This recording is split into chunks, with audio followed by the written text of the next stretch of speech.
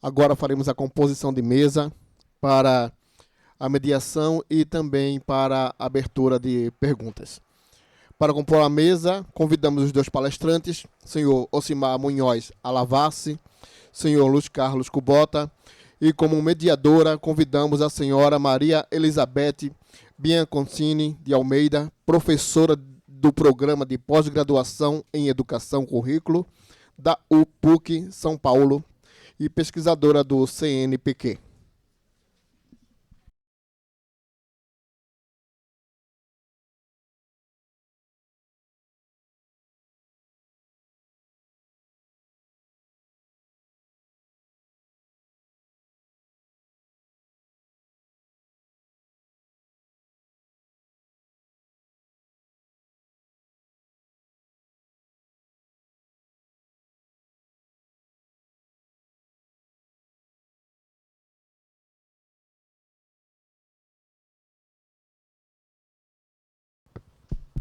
Bom dia a todos. É um prazer muito grande estar presente a essa sessão de hoje. Eu agradeço muito o convite da secretaria, na pessoa do professor Fernando e de toda a equipe, inclusive a Elisa, que nos acompanhou nesses últimos dias, e a Graça. Enfim, é muito bom, né, estar junto com a rede pública, discutindo problemas da rede pública. Acho que as apresentações nos instigaram bastante a uma série de questões. Eu, inclusive, faço a mediação aguardando perguntas que possam vir de vocês, ao tempo em que eu já vou colocar algumas questões para que possa nos ajudar a olhar um pouquinho para o que nos foi colocado de uma maneira muito oportuna pelos palestrantes, não é? Acho que essas questões podem ser pensadas por ambos e por todos que estamos aqui e envolvidos com educação e tecnologias. Uma delas é que outras metodologias, além dos testes padronizados de avaliação, não é? Podem fazer uso das TICs para permitir o acompanhamento do aluno, inclusive que tenha uma participação consciente do professor, né? Que o professor possa efetivamente participar deste processo. Outra questão que vem assim ocupando um pouco as nossas preocupações é nós sabemos, e a pesquisa TIC na educação desenvolvida pelo CETIC, que nós acompanhamos desde a concepção desta pesquisa, ela vai às escolas, ela levanta a proficiência de professores, de alunos, inclusive de gestores, tanto em relação ao domínio das TICs para o uso pessoal, como também no que se refere ao uso pedagógico, ao uso nos processos educativos desenvolvidos na escola. E tem algumas coisas muito interessantes. Por exemplo, a inclusão digital está sendo atingida. A política pública brasileira de inclusão digital da população tem um efeito muito grande, inclusive, sobre os professores. Haja visto que, comparando, né, o percentual de professores que já têm um domínio básico das tecnologias em relação à população em geral, é bem maior. Ou seja, os professores têm esta preocupação, os professores fazem curso, principalmente fora das redes de ensino. Ou seja, o que é que falta se o uso realmente não acontece?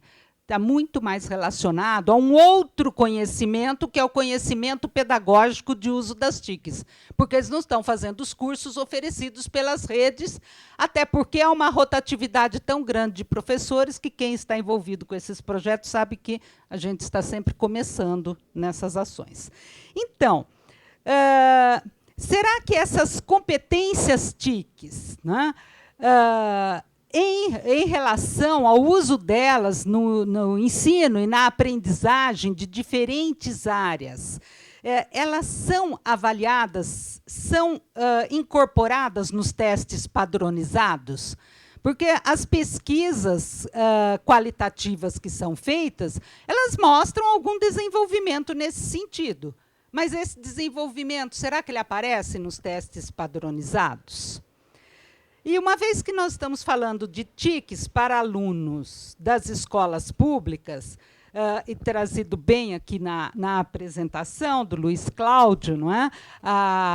A perspectiva desses diferentes métodos, que hoje a gente olha para eles como características, muito mais como finalidade didática, porque ninguém se situa num extremo ou no outro, mas há aí uma tendência, sim, para trabalhar mais numa abordagem do que na outra, e isso tem relação com a própria política pública daquela rede de ensino, e nós temos dados que mostram isto claramente. Entretanto, como é que essas TICs podem ser efetivamente utilizadas para propiciar ao estudante o desenvolvimento das competências que estão sendo exigidas lá no mercado de trabalho, ou seja, as competências que vêm sendo chamadas como competências do século XXI. Né? E uma outra questão, que aí eu, inclusive, me coloco, que é o que a gente pensa o tempo todo, e que currículo é esse para desenvolver essas competências? Se o currículo que temos hoje dá conta disso. Né? Bom, eu vou parando por aqui, porque é importante ouvirmos questões que vocês possam trazer e também ouvir os professores que aqui estão. Lembrando que, como fizemos ontem, nós pedimos que venham aqui ao microfone fazer a sua participação para que fique registrado. Está aberta a perguntas a partir desse momento. E, por gentileza, ao vir, falem o nome e a unidade a que pertence, para ficar claro e registrado.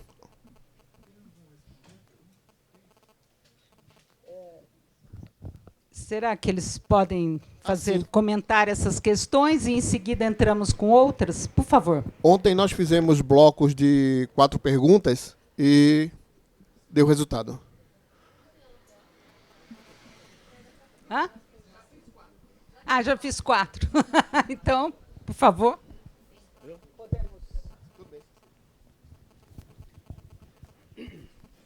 Bom, exatamente eu não vou responder, mas continuar a problematização. Então, eu havia dito muito de passagem, agora quero só, sem aprofundar muito, mas avançando um pouco. Nós temos, com as TICs, a possibilidade, por exemplo, nos processos avaliativos, falando dos processos avaliativos, não genericamente de processos de ensino, a possibilidade da incorporação de tarefas, itens, né, como nós chamamos, que os modelos mais tradicionais, os chamados lápis e papel, impedem.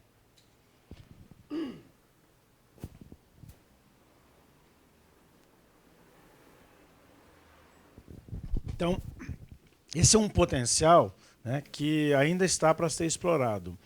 Lembrando que nós temos um conceito chamado prova eletrônica, né, que significa isso, você ter a possibilidade de apresentar um conjunto de itens usando as TICs. Então, você pode ter, por exemplo, animações, simulações. Luiz Cláudio até começou a comentar um pouco disso.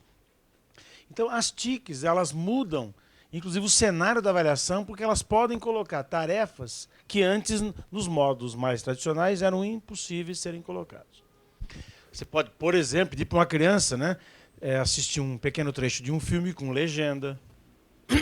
Inclusive, isso possibilita que você traga para a escola elementos que fazem parte da vida social. O que, por sua vez, vai potencializar um outro conceito chamado de avaliação autêntica, que é aquela avaliação onde você, na verdade, se aproxima mais, né, de aspectos da vida real. que também alguns chamam de simulação. Talvez nós não cheguemos na escola ao simulador do piloto de avião, né, que é considerado um dos processos mais perfeitos de simulação. Então você tem essa dimensão das TICs que potencializa o processo de avaliação.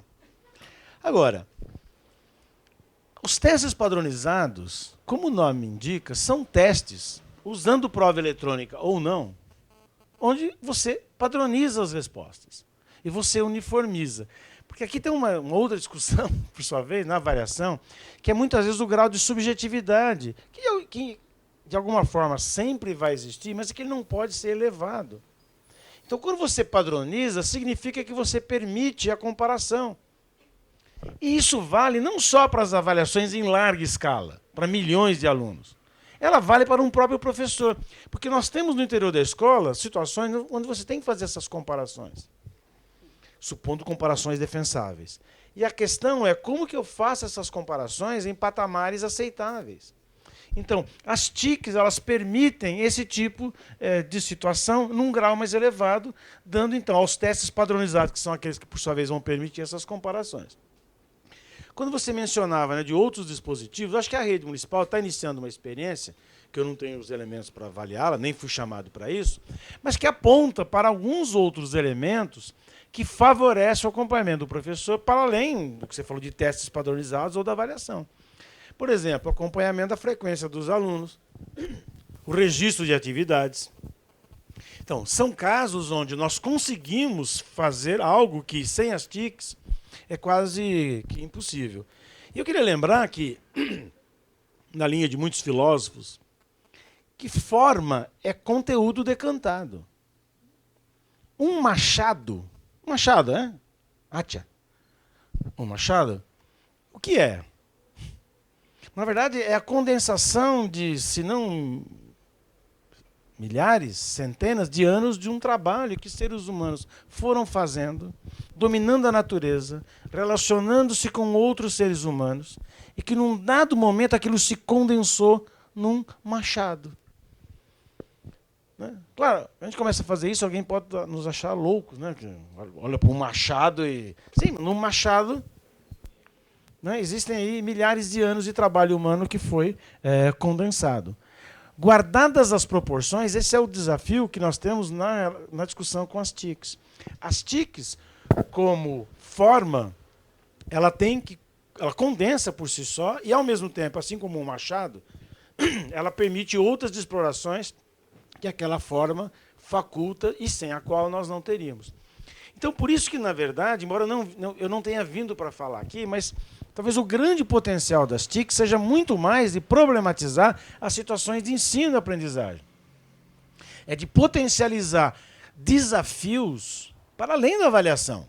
Porque, como eu disse há pouco, embora eu hoje pesquise a avaliação, eu faço um esforço para diminuir o peso da avaliação no processo para que ela seja o mais automática possível, até para poder ganhar tempo, né, o professor ganhar tempo no processo de ensino.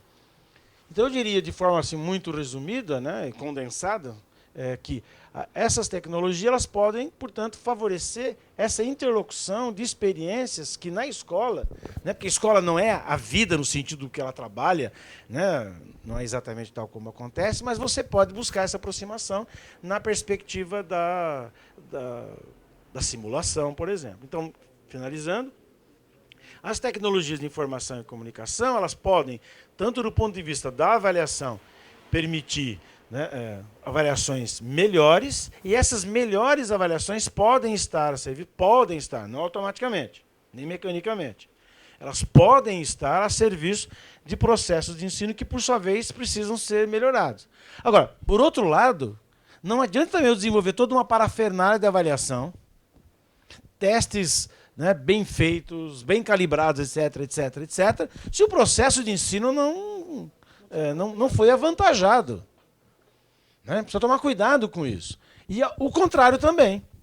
Eu posso ter um processo de ensino muito sofisticado e eu recorrer a expedientes de avaliação que são equivocados, onde o erro é muito grande, onde eu não consigo ampliar os objetos de avaliação.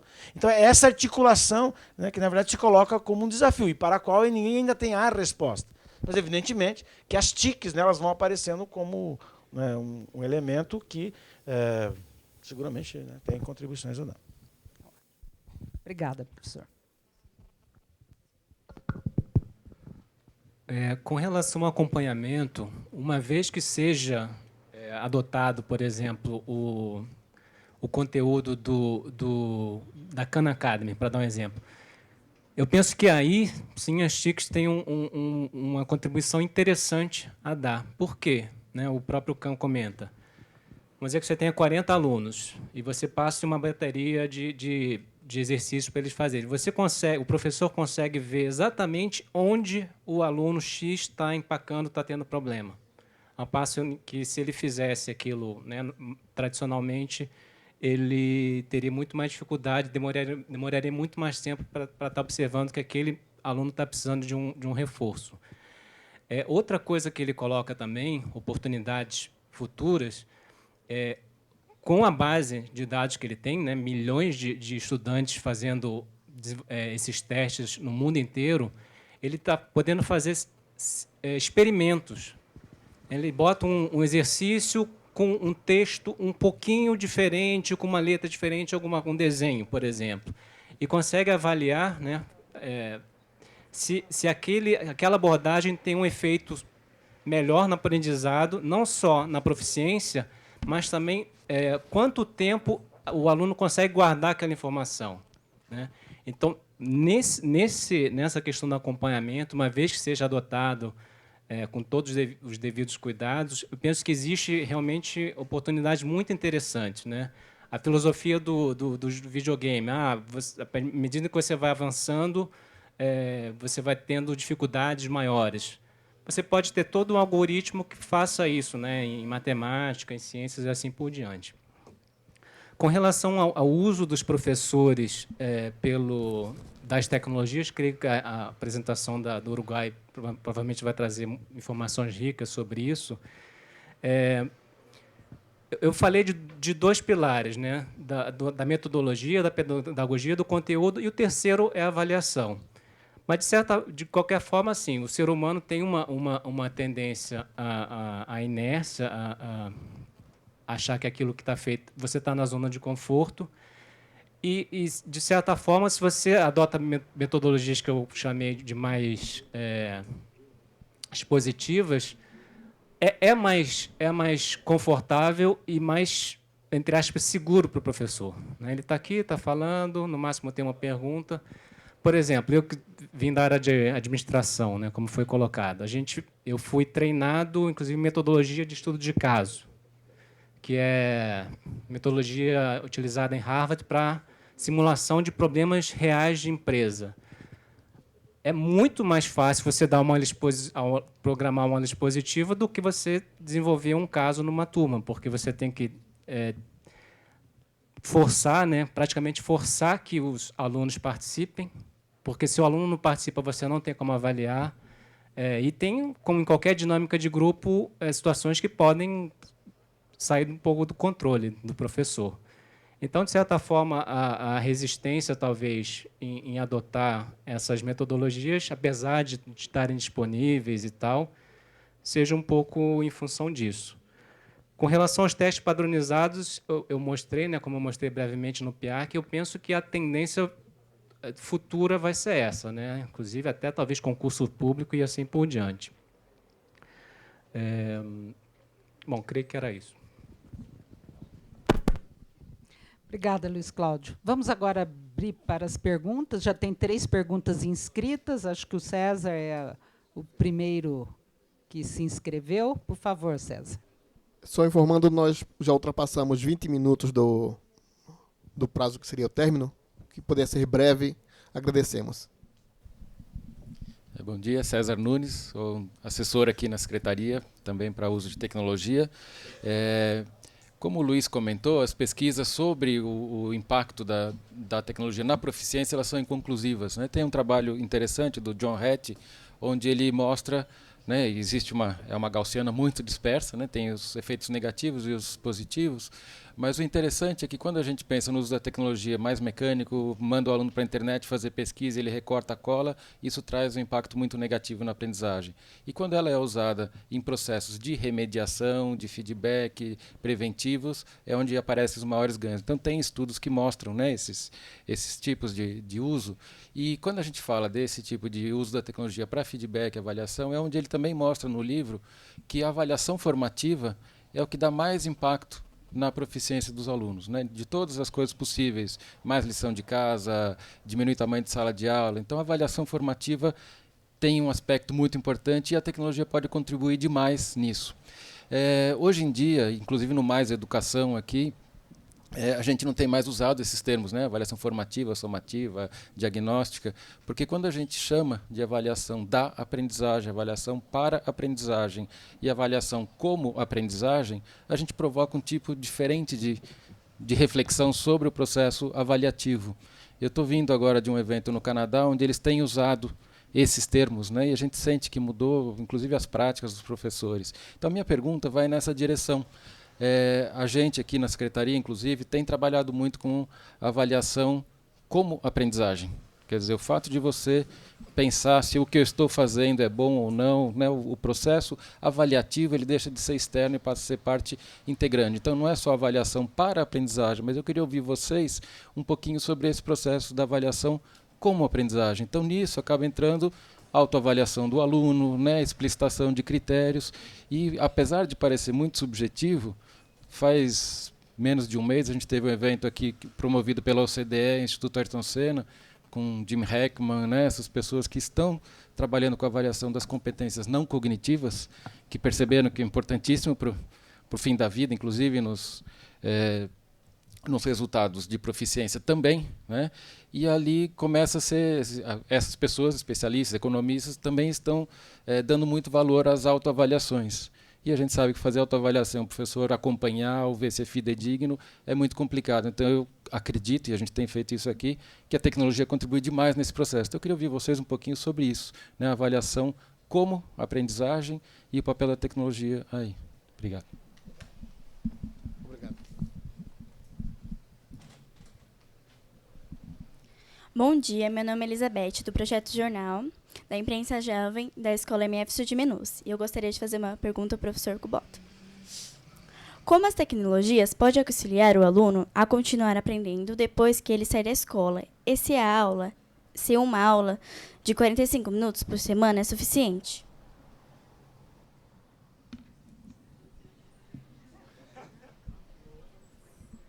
Encerra o bloco. Então, Everson.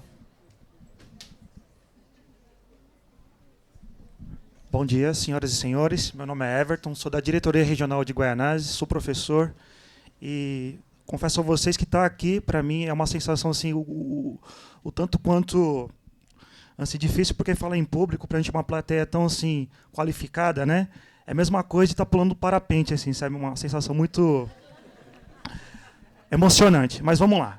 Eu sou professor, né? E para a gente, em HTPC, a gente discute muito essa questão da avaliação, né? Então, essa temática muitas vezes não agrada nem gregos, nem troianos, porque a avaliação tem um viés de julgamento, né? O aluno sabe ou sabe, o aluno é bom, o aluno é medíocre, né? E dentre as teorias pedagógicas das quais eu me identifico muito, o Paulo Freire ele fala que a avaliação ela tem que ser fundamentada numa prática docente crítica e reflexiva, né?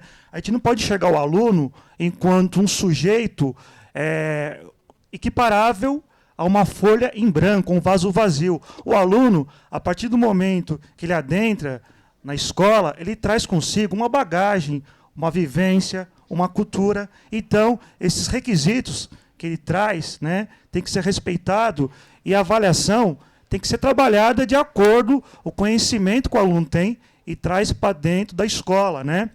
Então, assim, no meu entendimento, a avaliação ela tem que ser um instrumento de retomada de ações e conteúdos, né? Porque assim, a gente tem que pensar assim, em construir condições para que o aluno torne-se o quê? um sujeito da sua própria história. E para isso a gente precisa valorizar aquilo que ele sabe e aquilo que ele leva como conhecimento para o ambiente escolar, né?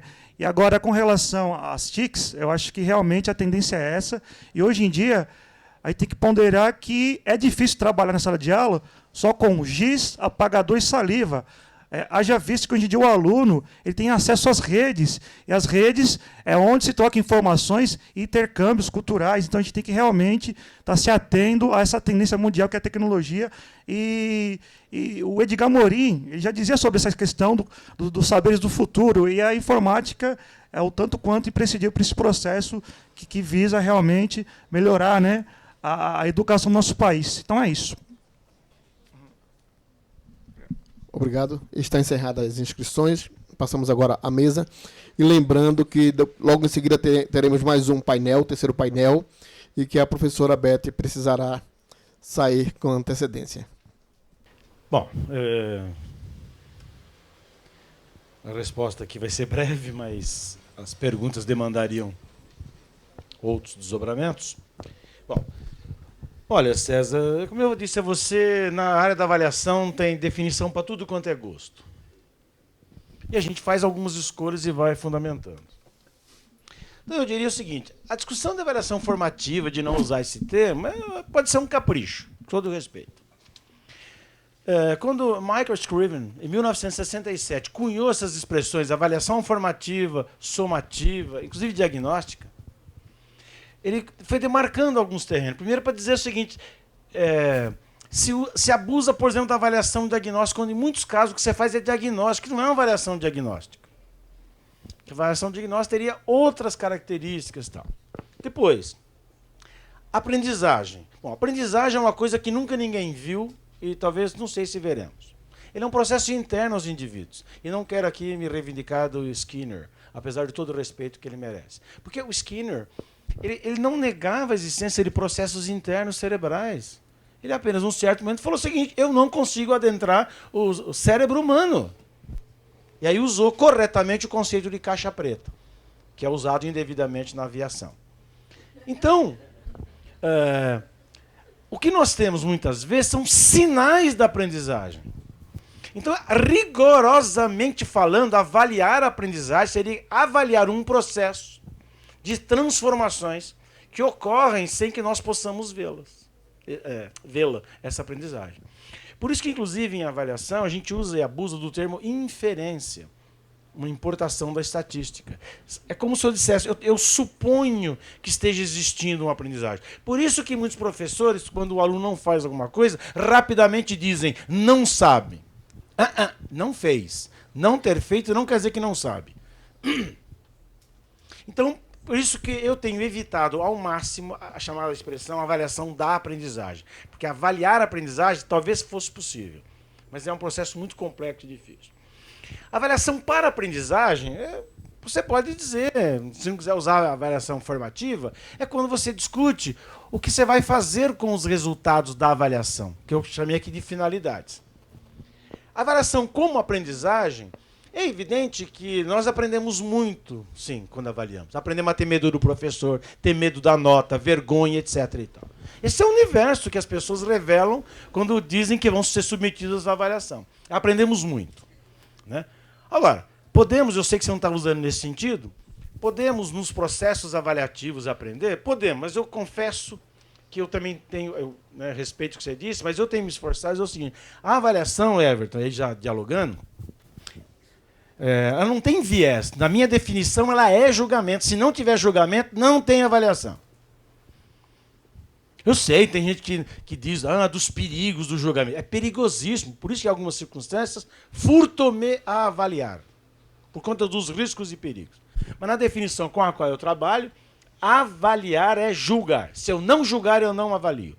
Qual é o problema? Entre outros, como eu estou julgando? Qual é o critério que eu utilizo? Por isso, esse combate que eu tenho levado para que os nossos critérios de avaliação sejam os mais explícitos e negociados possíveis, para que não sejamos tão subjetivos. Algum grau de subjetividade sempre vai existir, mas eles precisam ser controlados. Outra coisa, Everton, é como que eu faço? Lembra que eu coloquei na lista o usuário? Como que eu divulgo esses resultados? certos resultados da avaliação não necessariamente eu os torno público. E ao fazê-lo, tem que fazer com muito cuidado, zelo. Agora, tem gente que diz que a avaliação não pode julgar. Não, né? Agora, são polêmicas. Outra coisa, isso não tem nada a ver, Everton, com todo respeito, a considerar ou não o que o aluno traz de conhecimento. Agora, quando eu julgo um conhecimento do aluno, eu estou julgando, eu vou simplificar aqui pelo tempo, se ele está dominando ou não, sabendo ou não alguma coisa. E o problema, para mim, não é esse, é o que eu faço com esse resultado. A nossa escola, a escola brasileira, essa aí, talvez como em nenhum lugar do mundo, o que ela faz com os resultados da avaliação? Ela exclui os alunos. Esse é o problema. No caso do Brasil, em geral, a avaliação lá no ambiente escolar é usada para aprovar ou reprovar os alunos e excluir.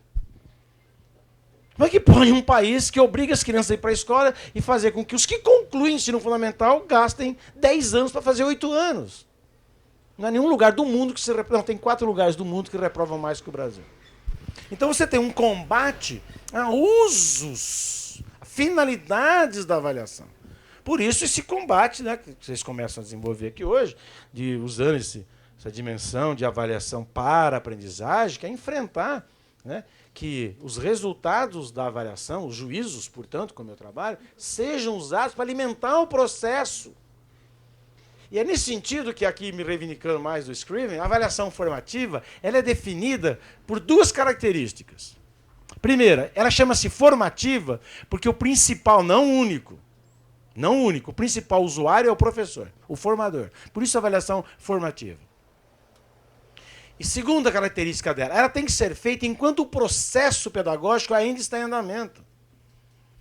Porque quando ele terminou, só resta uma avaliação somativa, que pode ser útil, e é útil. Mas para aquele grupo de alunos já não tem mais o que fazer.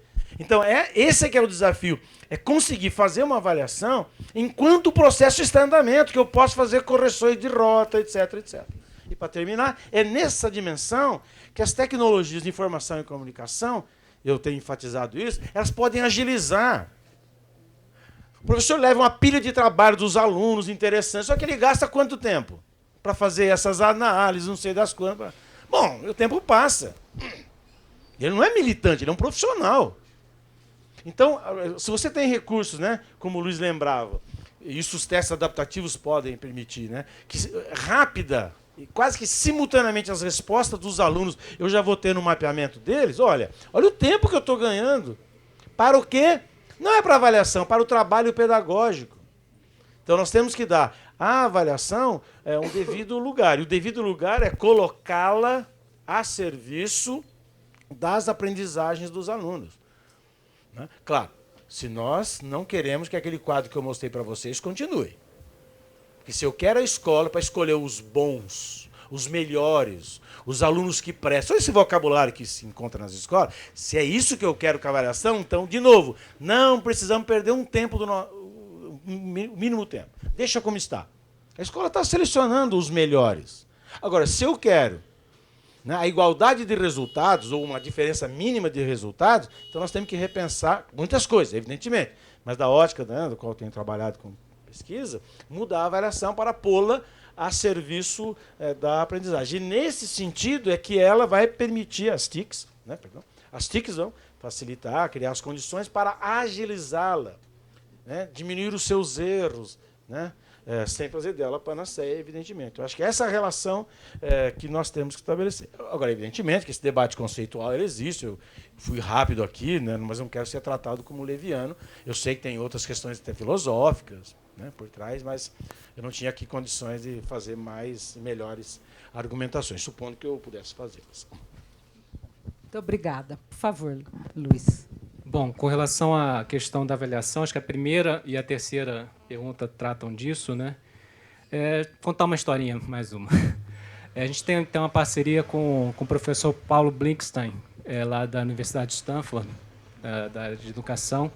E ele tem um textinho, está disponível na internet, ele conta que estudou com a filha do Paulo Freire, que foi citada aqui, e eles faziam resolução de problemas muito complexos para para a idade, né? Pensando em ensino básico, ensino médio. Quando ele chegou na USP, viu um mundo totalmente diferente e, na opinião dele, muito pior, né? Um cenário usando aquele meu eixo bem mais para o lado de cá.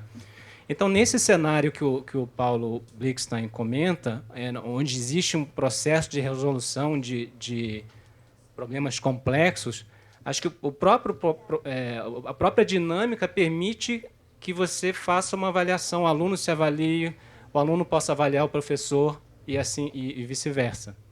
Agora, como eu comentei anteriormente, é muito mais difícil. O Paulo Blickstein ele enfatiza isso. A questão da tecnologia é simples. O mais importante é o professor.